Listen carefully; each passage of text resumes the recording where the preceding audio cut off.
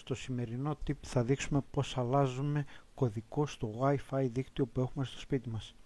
Η διαδικασία είναι πολύ απλή, τα βήματα είναι σύντομα και ο χρόνος που θα χρειαστούμε δεν είναι περισσότερος από 5 λεπτάκια.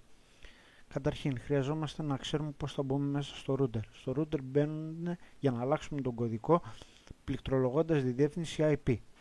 Εάν δεν ξέρουμε τη διεύθυνση IP του router μας, πρέπει να τη βρούμε. Πώς θα τη βρούμε?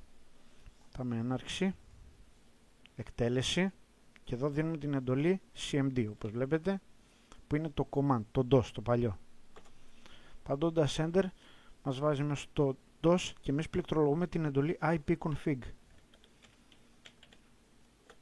Πατώντας την εντολή ipconfig θα μας βγάλει να δούμε τις ρυθμίσεις που έχουμε στο οικιακό μας δίκτυο. Εδώ βλέπουμε την IP που έχουμε 192.168.1.13, το subnet μας και την προεπιλεγμένη πύλη. Η πύλη πλέον στις σύγχρονες ενεργές συσκευές είναι ενσωματωμένη μέσα στο router. Δηλαδή η πύλη η οποία μας βγάζει στο ίντερνετ είναι στην ουσία μέσα στο router, οπότε από εκεί θα μπορέσουμε να αλλάξουμε και τον κωδικό μας. Τι χρειάζεται να κάνουμε? Να πληκτρολογήσουμε αυτή τη διεύθυνση μέσα σε ένα browser. Ανοίγουμε το Firefox, οποιοδήποτε browser και πληκτρολογούμε τη διεύθυνση 168.1.254 όπως μας το ζήτησε και πατάμε enter. Σε περίπτωση που μας έχει δοθεί κάποιο άλλο νούμερο, οι πιο συνηθέστερες είναι 192.168.1.254, η 1.1 και η 2.1. Πατάμε το enter και τώρα μας βάζει μέσα στο router. Το συγκεκριμένο είναι αυτό το μοντέλο. Εμείς για να αλλάξουμε τον κωδικό στο Wi-Fi πηγαίνουμε εδώ στο οικιακό δίκτυο και βρίσκουμε ποιο είναι το LAN που έχουμε, το WLAN, το ασύρματο μας στο δίκτυο. Εδώ μας βλέπετε ότι μας δείχνει το όνομα του δικτύου, το τεστ δηλαδή, και σε τι ταχύτητα εκπέμπει. Τα σημερινά ασύρματα δίκτυα εκπέμπουν maximum μέχρι τα 54 Mbps. Κάνουμε κλικ με το ποντίκι και εδώ μας δείχνει κάποιες συγκεκριμένες οδηγίες αναφορικά με το δίκτυό μας. Δηλαδή εδώ μας λέει αν το interface είναι ενεργοποιημένο. Το interface δηλαδή σημαίνει ότι αν το οικιακό μας δίκτυο του Wi-Fi είναι ενεργοποιημένο. Βλέπετε είναι yes. Το physical address είναι η MAC address του δικτύου. Το network name σημαίνει το όνομα του δικτύου του Wi-Fi που έχουμε, λέγεται test εδώ. Το interface type μας δείχνει ποιο είναι το πρωτόκολλο, είναι το 802.11b/g και αυτά πλέον χρησιμοποιούνται, η ταχύτητα, η maximum. Και τώρα εδώ μας δείχνει κάποιες παραμέτρους ασφαλείας, δηλαδή αν είναι διαθέσιμες, αν θα επιτρέπει το router να συνδέονται μέσα στο Wi-Fi μας νέες συσκευές, και εδώ βλέπετε λέει αυτόματα, και το security mode είναι η κρυπτογράφηση που έχουμε, WPA παύλα PSK. Θα δείξουμε με λεπτομέρεια. Εμείς τι πρέπει να κάνουμε τώρα για να αλλάξουμε τον κωδικό στο δίκτυό μας? Αντίστοιχα εδώ είναι το details, μας δείχνει διάφορα πραγματάκια, τα περιγράψαμε. Εδώ μας δίνει σε ποιο κανάλι εκπέμπει, σε ποια περιοχή είμαστε, θα τα δείξουμε όλα. Πάμε εδώ στο configure για να παραμετροποιήσουμε το δίκτυό μας. Εάν ξετσεκάρουμε τον interface enable, προφανώς και το Wi-Fi μας θα απενεργοποιηθεί. Το physical address, βλέπετε η MAC address δεν μπορούμε να την πειράξουμε, δεν είναι στο χέρι μας. Αντίστοιχες ρυθμίσεις λίγο πολύ είναι σε όλα τα router. Τώρα, network name. Εδώ μπορούμε να δώσουμε οποιοδήποτε όνομα θέλουμε για να φαίνεται το δίκτυο, το Wi-Fi που έχουμε στο σπίτι μας. Αντί για test θα μπορούσαμε να βάλουμε, βάζω εγώ το test α ή το test 1.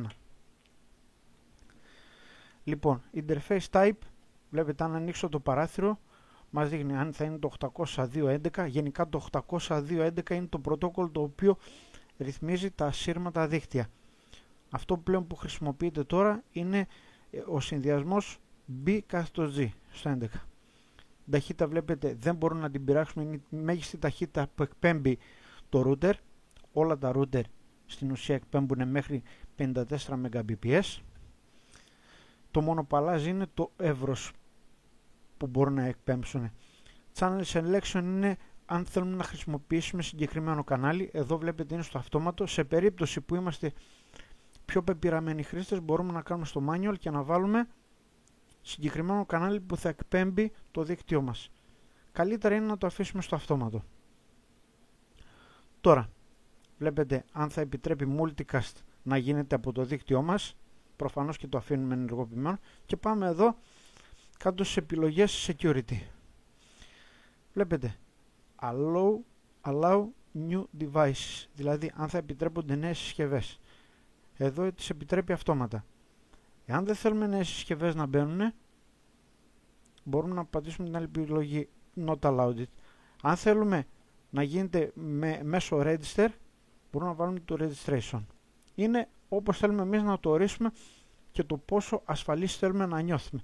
Καλύτερο όμως, σε περιπτώσεις επειδή κάποια smartphone ή κάποια tablet δεν μπορούν να ενεργοποιηθούν, καλύτερα να το αφήνουμε στο automatically. Εδώ πέρα το encryption. Εάν πατήσουμε το disable, προφανώς το δίκτυό μας θα εκπέμπει, αλλά θα είναι ελεύθερο. Δηλαδή δεν θα έχουμε κάποια κρυπτογράφηση. Και εμείς θέλουμε για να μην μπορούν να συνδέονται ούτε οι γειτονές μας, αλλά να είμαστε και... Γιατί αν συνδεθεί κάποιος γείτονάς μας, εκτός του ότι μας τραβάει ταχύτητα, παίρνει ταχύτητα δηλαδή από το router μας, μπορεί να μπει και στους δίσκους μας. Αντίστοιχα μπορούμε όμως να χρησιμοποιήσουμε τη web encryption, που είναι αρχική κρυπτογράφηση, αλλά πλέον δεν είναι τόσο ασφαλής, και αντίστοιχα να χρησιμοποιήσουμε τις πιο σύγχρονες, η WPA παύλα PSK encryption. Εδώ βάζουμε το συγκεκριμένο κλειδί. Καλύτερα όμως εδώ πέρα υπάρχουν συγκεκριμένα πραγματάκια. Τώρα, πριν να σας δείξω για τον κωδικό, όταν επιλέγουμε το WPA παύλα PSK, μπορούμε να χρησιμοποιήσουμε το απλό, το 2 ή το συνδυασμό. Η βέλτιστη λύση είναι το συνδυασμό και των δύο. Πάμε λίγο στον κωδικό. Ο κωδικός μας πρέπει να είναι τουλάχιστον 8 χαρακτήρες. Καλύτερο είναι να μην χρησιμοποιούμε κινητά ή ημερομηνία γέννησης, γιατί είναι οι συνηθέστεροι κωδικοί και τους